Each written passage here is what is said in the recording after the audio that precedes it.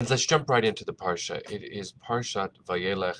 Again, we usually read last week's Parsha Nitzavim with this week's Parsha VaYelech, but because this is a leap year on the Jewish calendar, we have more space on the calendar for Torah.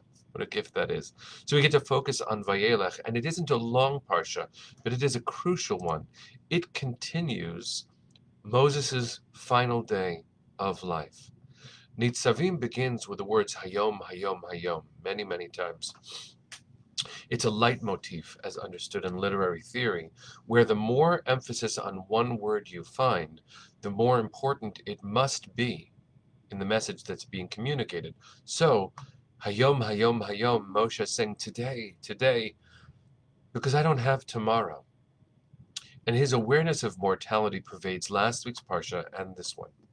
So when Moshe charges Joshua, his successor, by saying, Chazak ve'ematz, be strong and of good courage, he does so publicly, because on this final day, he knows, we all know, that when a majestic leader is before us, and we lose them, the people can very quickly lose hope and feel that all is lost.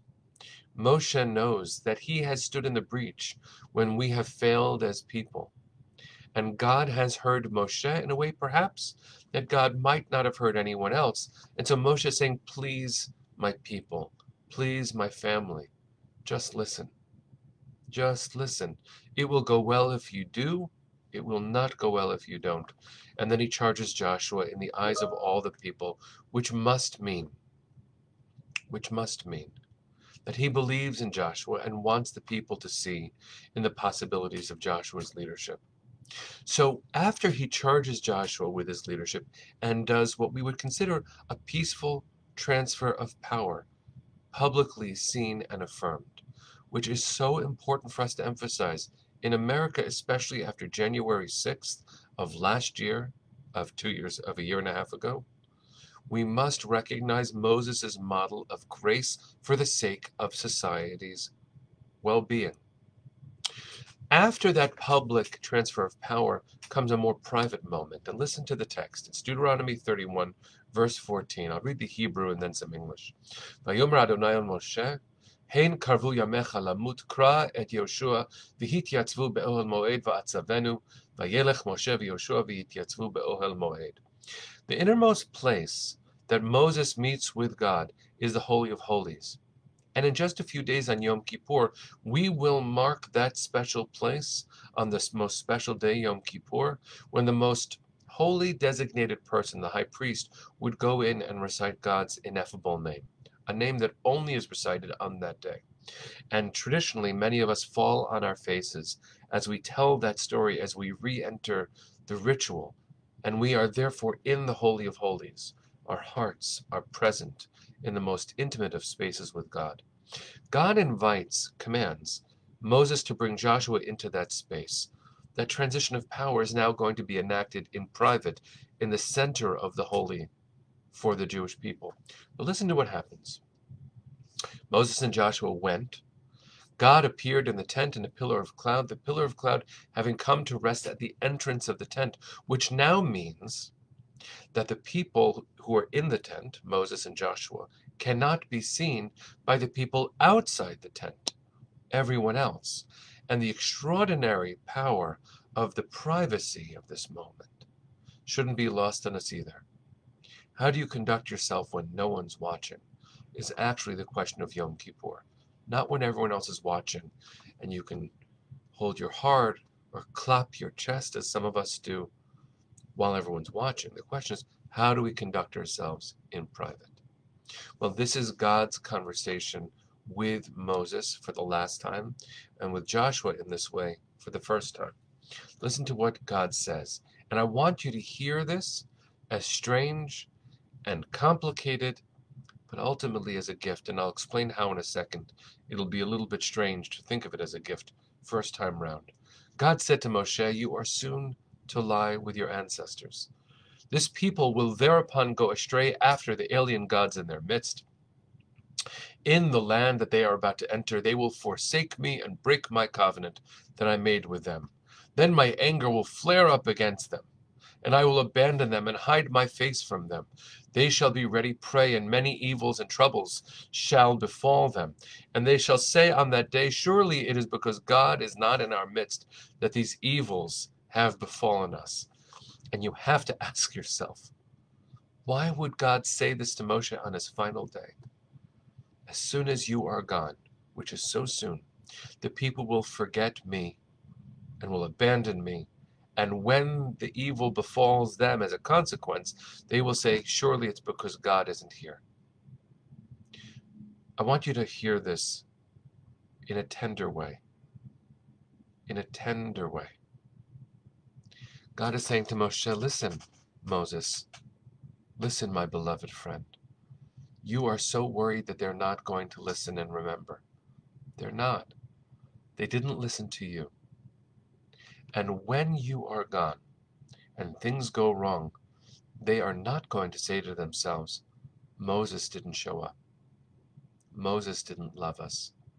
Moses didn't do his best. They are never going to wonder if you cared. They're going to say, I, God, am not there. Did you succeed? No, not really, not ultimately. You failed, but it's not your failure. This is who this people is. And you and I, friends, this is not a surprise. If you've ever been involved in the leadership of a Jewish community, you know that we are determined sometimes that things won't go right. Things shouldn't remain simple. But I want you to think of a different perspective here. Joshua is present there too. What a fascinating thing it is to consider Joshua's ears and heart in this moment, where God is saying to Moses, as soon as you are gone, they're going to fail. Joshua is going to be the one in charge when that happens. But Joshua has also witnessed that the people have failed with Moses' leadership. And he must say to himself, because of course he does, any successor of any grand predecessor, revered predecessor, is going to say to themselves what Joshua must have said even more so, which is, how could I possibly succeed after Moses? We say in the Torah, Lo kam k'Moshe od. There never arose another like Moses. Joshua knows that. Must be saying to himself, I can't. So ironically, Moses is being told by God in the Ohel Moed, in the most intimate space with God, with no one watching, they are going to fail. They failed with you. They're going to fail with Joshua. And we're going to keep on failing forward, but the people will never wonder if you gave it your all. The human community, exemplified hopefully by the Jewish people, still hasn't succeeded. From day one, we were jealous of each other. We hurt each other. Until now, all these years, eons and millennia and generations, we, with the grace of God, fail forward. Am I going to succeed at my life's mission? Of course not, friends. Will you? No. There's a strange forgiveness involved in that. Because we're not expected actually to succeed at the ultimate tasks, but we are expected to help steward ourselves, our community, and our world forward as we continue not succeeding. Did Moses make it into the promised land? No. Did we endure on the promised land in the way that Moses was so worried we wouldn't? Well, he was right about the worry. We don't listen. We never listen. We don't get it right, even when we're well-intended, which hopefully is most of the time. We don't get it right. We don't always mean well. That's the real lesson here. If we have become frustrated or selfish or self-centered or traumatized or hurt or sad, or if we're caught up in despair, or if the world hasn't been kind to us, as these last few years have not been kind, but they weren't actually so kind before that either. We have gone through a crucible, friends. We have passed through, to use a terrible metaphor, especially for what's going on in Florida right now, we have passed through an incredibly intense storm whose cost is way too heavy. We must learn from everything that we've been through to keep trying, to keep fighting, just like our hero Sandy, who is here with us celebrating her birthday today, to offer vaccines, to offer health, to show up with our bodies in the way that our faith sounds. But we have to be humble about those expectations. William Wordsworth said as a poet in a poem called The Nightingale's Song, he offers his voice, his music, but it will just eventually dissolve in the air. Friends, you and I have a chance to get it right. We're not expected to get it all right, nor, as we're taught in Pirkei Avot, in the most frequently quoted text in Jewish tradition, we're not really expected to finish the work, but we are absolutely committed and commanded to get started. You and I, friends, have a chance to get it more right this year. Our children are waiting for us to try ever harder. They are watching us as models of how to be responsible in this beautiful, fragile creation that God has granted us yet again this year. In that intimate space where Moses and Joshua meet in the Ohel Moed, we will be standing again in just a few days on Yom Kippur, in the Holy of Holies, during a part of Musaf that a lot of people leave before we get there. The additional service on Yom Kippur includes a portion called the Avodah. It's where the high priest walks in to the Holy of Holies and prays on all our behalfs. We never know if it's going to work. That's why it's so important to pray. Praying reminds us of what our intentions, what we are desperately hopeful for. I want to invite us, really invite us, to take the days between now and Yom Kippur and not think that prayer is sufficient. It's not. But to remember why prayer is important. Rabbi Abraham Joshua Heschel, of blessed memory, taught us something incredibly important around this. He said, prayers may not save us, but our prayers may make us worthy of being saved.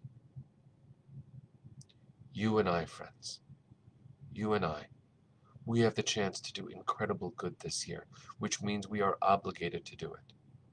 If we hold ourselves to the expectations that we will always succeed, those aren't fair expectations, nor are they God's. But that we will try.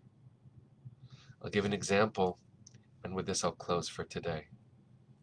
My teacher, my friend, dear clergy partner, Rabbi Jesse Olitsky, is rabbi at Bethel in South Orange, where I'm privileged to serve as a guest cantor over Rosh Hashanah and Yom Kippur. He is a diehard Baltimore Orioles fan. For those who don't know, that's a baseball team. And he reflected on the difference between Orioles fans and Yankees fans, of which I'm one. My kids are deep, devoted Yankees fans, and the celebration of Aaron Judge's 61st home run is going to be in our home an echo of the miraculous. Thank God. Rabbi Olitsky says, Baltimore Orioles fans actually don't expect to win, which is a funny thing to say.